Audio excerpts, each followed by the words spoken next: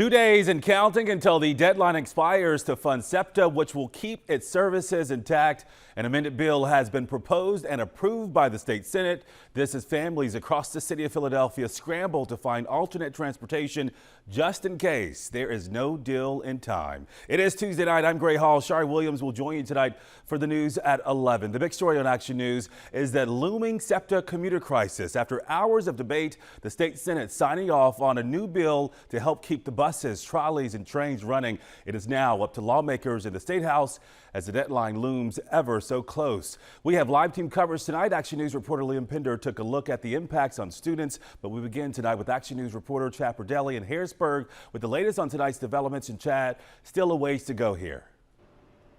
A ways to go indeed, Gray. Late tonight, the state Senate passed that amended mass transit bill, largely along partisan lines. But House Democrats have already said it won't pass when it's returned to them. So the fight for mass transit funding continues.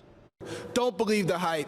This is not a plan to fund mass transit. Democratic lawmakers on the Senate floor lashing out at the amended mass transit bill passed by Republicans. Pennsylvania is the fourth highest in the nation in providing financial support to our statewide transit systems, and that each year the state provides roughly $1.5 billion to SEPTA alone. Lawmakers say the bill would tap the state's Transportation Trust Fund for roughly $300 million in additional funding for mass transit, around $160 million of which would go to SEPTA.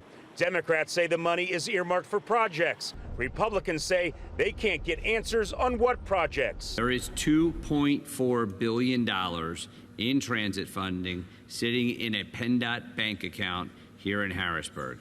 The bill calls for audits, more oversight, and safety benchmarks for SEPTA, but also includes fare increases every other year down the road, which Philadelphia Senator Vincent Hughes calls a disgrace. You get 2 years of additional state support, and the translation to that on the other side is you get mandated fare increases in perpetuity, forever.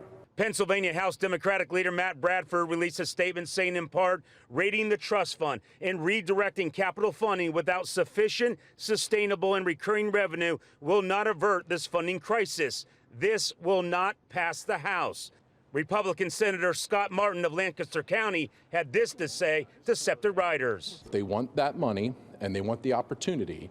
As I've said, that bill that moved through today, I think, is one of the best that we're going to get.